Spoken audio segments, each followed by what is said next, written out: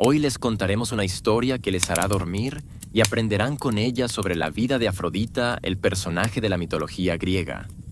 Esperamos que les guste. Antes de que la humanidad soñara con los dioses, antes de que el tiempo pudiera contarse con estrellas, el universo era un caos informe, una corriente sin sentido donde lo oscuro y lo claro no se habían separado. Desde esa vastedad sin orden, surgieron los primeros seres: Gaia, la tierra, y Urano, el cielo estrellado. Unidos en un abrazo constante, sus hijos quedaban atrapados en las profundidades de la madre, sin espacio para respirar, sin luz para abrir los ojos. Gaia, asfixiada por su propio fruto, se rebeló. Con una hoja de obsidiana, su hijo Cronos mutiló a su padre y arrojó su sangre y carne al mar. Las aguas, al recibir aquel acto de destrucción, no se ennegrecieron, sino que hirvieron. La espuma blanca se arremolinó alrededor de los restos divinos, como si el universo supiera que algo distinto nacería de allí. Donde la sangre y el mar se mezclaron, una figura comenzó a tomar forma. No como las criaturas nacidas antes, deformes o elementales, sino armoniosa, radiante, moldeada con una belleza que parecía anterior al propio mundo. Así surgió Afrodita, no de madre ni de padre, sino de la unión entre violencia y deseo, entre muerte y creación. El mar la sostuvo como una joya perdida por los dioses, y la alzó sobre una concha gigantesca que flotó hacia las costas doradas de la isla de Citera. Las olas la lavaban con delicadeza, como si supieran que no estaban tocando carne, sino algo sagrado. Afrodita emergió del mar desnuda, sin vergüenza, sin frío, sin pasado. Sus cabellos eran tan largos como los ríos, su piel más suave que los pétalos recién nacidos, y sus ojos tenían el color de todos los amaneceres posibles. Al pisar la tierra por primera vez, las flores nacieron bajo sus pies. Las ramas se doblaron hacia ella, y los pájaros callaron, sin saber si cantarle o guardar silencio. Las horas, diosas del ciclo del año, la vieron y acudieron de inmediato. La vistieron con telas tejidas con el brillo del rocío y la perfumaron con esencias que ningún mortal jamás olería. La condujeron a Chipre, donde las ninfas danzaban en su honor antes siquiera de conocer su nombre. La noticia de su nacimiento se esparció como un relámpago en el cielo del Olimpo. Zeus, padre de los dioses, sintió un temblor en su trono al verla. Hera, su esposa, torció el gesto. Atenea bajó la vista. Artemisa frunció el entrecejo. Ninguna diosa tenía tanta presencia, tanta calma y tormenta en un solo ser. No era solo belleza. Afrodita traía consigo un magnetismo que doblaba las voluntades, que inflamaba los corazones. Los dioses, uno a uno, sintieron el deseo por ella y con ello el peligro. Zeus, temeroso de una guerra en el cielo por el corazón de aquella recién llegada, decidió unirla en matrimonio al más pacífico y menos amenazante de los dioses. Hefesto, el herrero, cojo desde su caída, brillante en el arte pero ignorado por las musas. Hefesto la recibió con gratitud y dedicación. Le forjó un palacio con columnas de cristal y suelos de obsidiana pulida. Le hizo joyas que capturaban la luz de los rayos y espejos que reflejaban no solo la imagen, sino el alma. Pero Afrodita no era de hierro ni de piedra. No buscaba seguridad ni paz. Era hija del mar y de la sangre, nacida para moverse, para sentir, para encender los corazones. El Olimpo la veneraba y la temía. Donde ella pasaba, nacía el deseo. Se olvidaban los votos, se callaban los sabios. No hacía falta que hablara. Su sola presencia era un canto que disolvía las resistencias. No había voluntad que no se quebrara bajo su mirada. Su corazón, libre como las aves marinas, no tardó en volar lejos de la forja.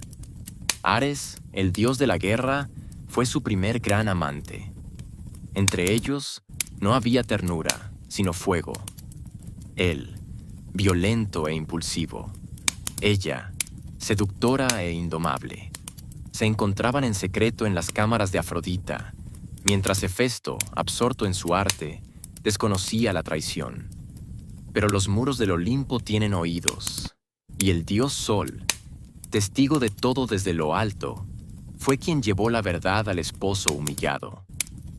Hefesto, con precisión de orfebre, construyó una red invisible e irrompible que colocó sobre su lecho. La siguiente vez que Ares y Afrodita se encontraron, quedaron atrapados, desnudos y entrelazados, bajo la burla de todos los dioses convocados como testigos. Los dioses rieron, las diosas callaron.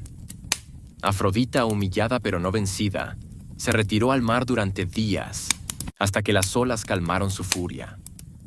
Aquel escándalo no la destruyó, sino que alimentó su leyenda.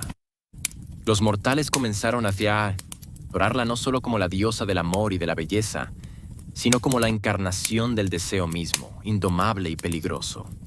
Los artistas la pintaron, los poetas la cantaron, las mujeres le ofrecieron peines y las jóvenes la invocaban antes de su primer amor. Pero Afrodita, aunque diosa, no era inmune a la pasión ni al dolor.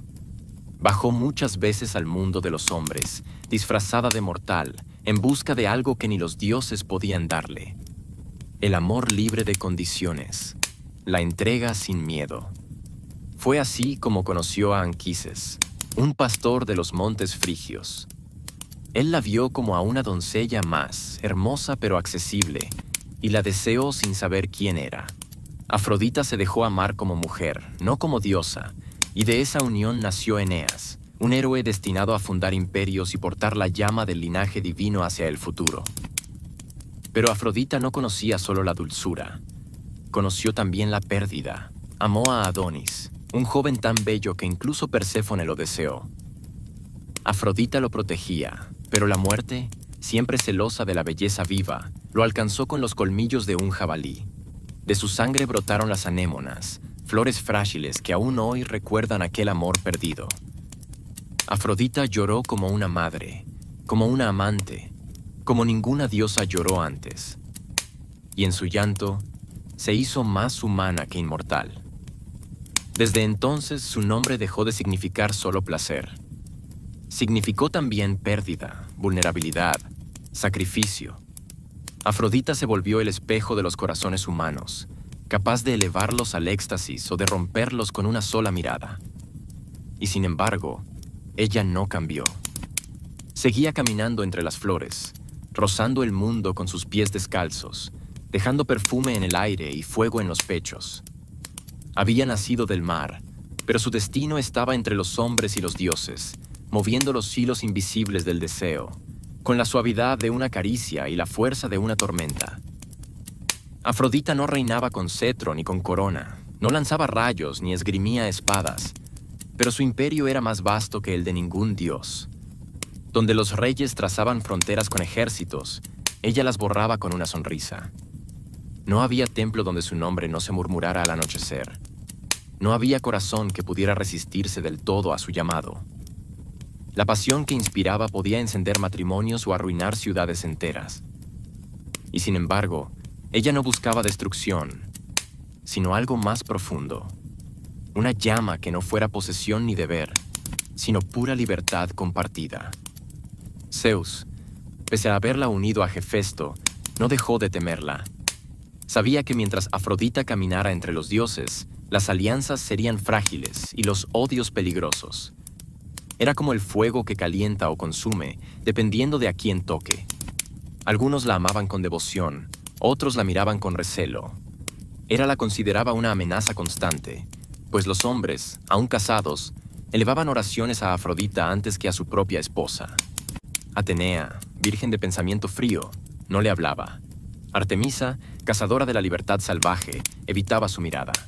Pero ninguna negaba su poder. Hasta la más férrea voluntad podía quebrarse si Afrodita así lo deseaba. Y fue ese poder el que cambiaría la historia del mundo. Todo comenzó con una simple manzana, dorada y hermosa, lanzada por Eris, la diosa de la discordia, en una boda donde Afrodita y otras grandes diosas estaban presentes.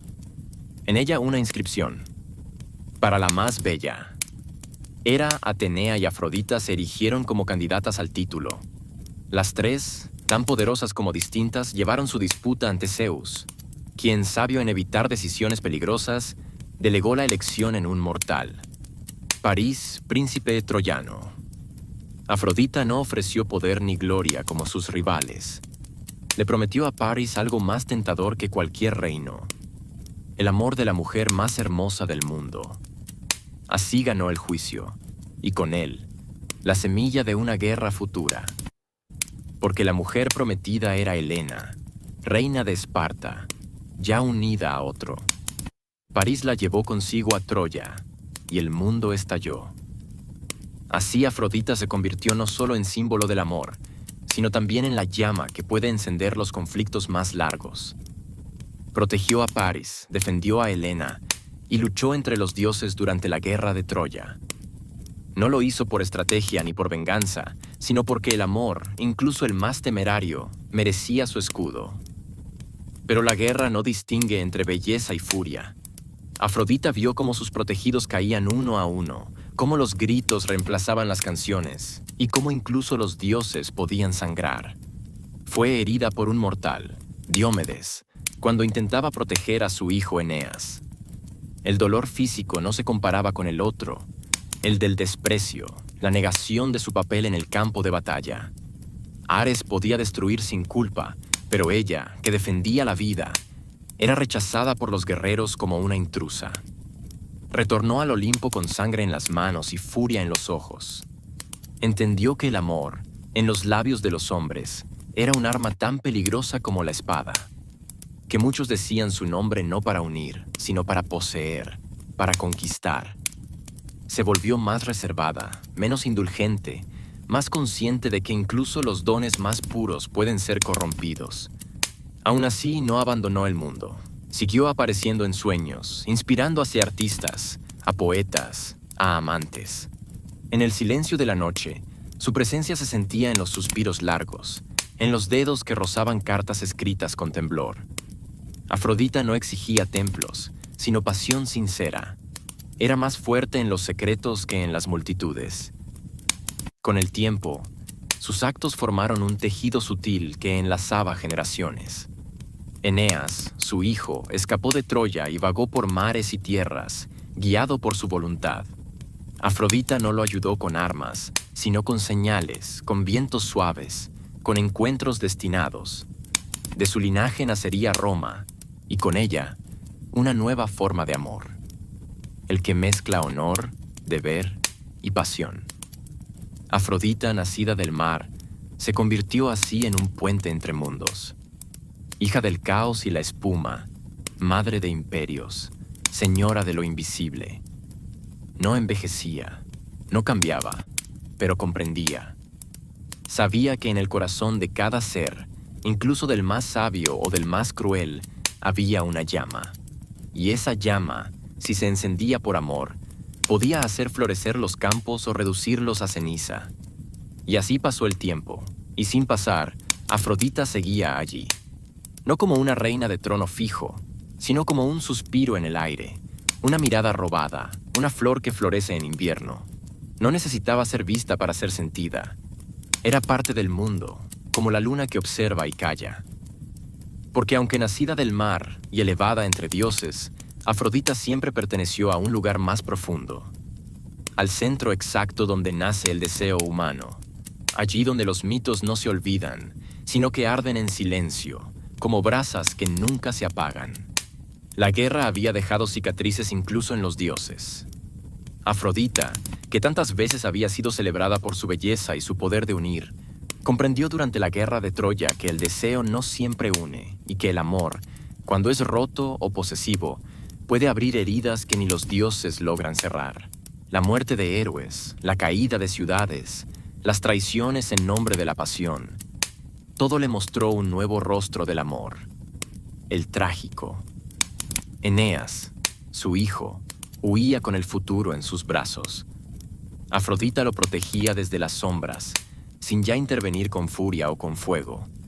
Ahora era paciente.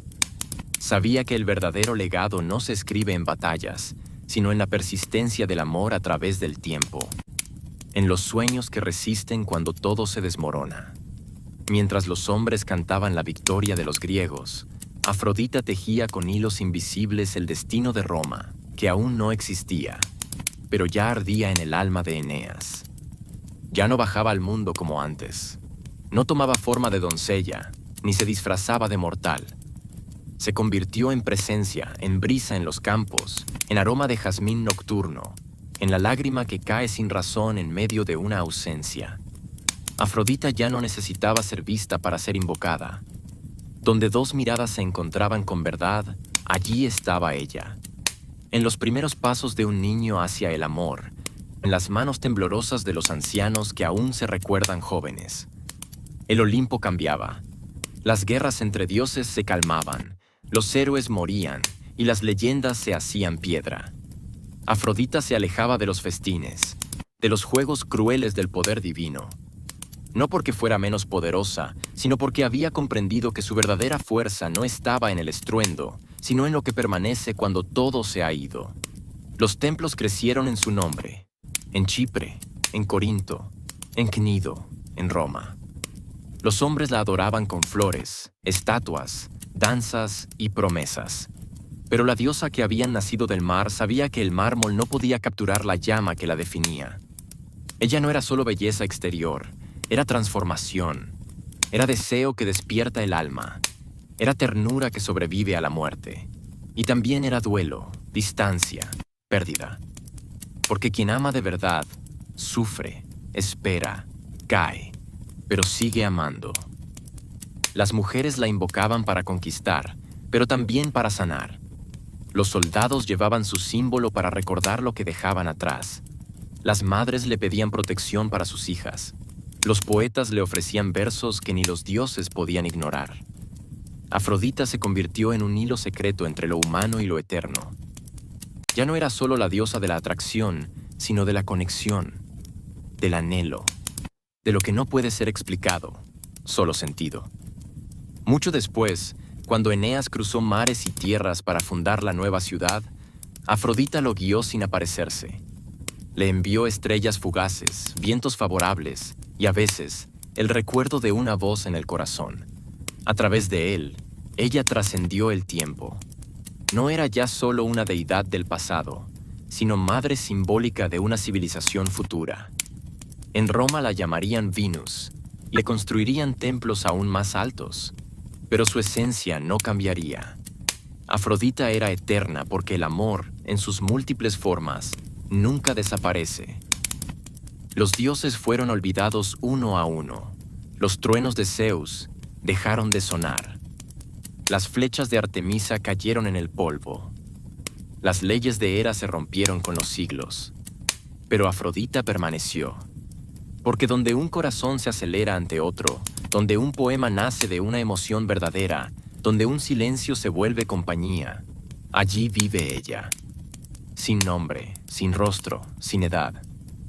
El mar, que la vio nacer, sigue contando su historia en cada ola. La espuma que la elevó sigue besando las costas. Las flores que nacieron bajo sus pasos aún brotan cada primavera, como un susurro de lo que fue, de lo que es y de lo que siempre será. Afrodita no murió. No pudo morir, porque su esencia no depende del cuerpo ni del templo. Vive en la mirada de quien desea sin poseer, en el gesto de quien ama sin condiciones, en la despedida que no destruye el recuerdo, en el primer amor y en el último. Así concluye su historia, no con un final, sino con una continuidad invisible.